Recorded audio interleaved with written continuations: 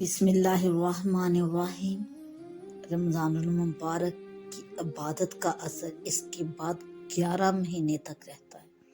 جو کوئی اس میں کوئی نیکی کر لیتا ہے اس کے بعد اس پر بآسانی قادر ہو جاتا ہے، اور جو کوئی کسی گناہ سے اس ماہ مبارک میں اجتناب کر لے تمام سال بآسانی احتیاط ہو سکتی ہے۔ اور اس مہینے مبارک میں گناہ سے اجتناب کرنا کچھ مشکل نہیں، کیونکہ یہ بات ثابت ہے کہ شیاطین قید کر دیے جاتے ہیں۔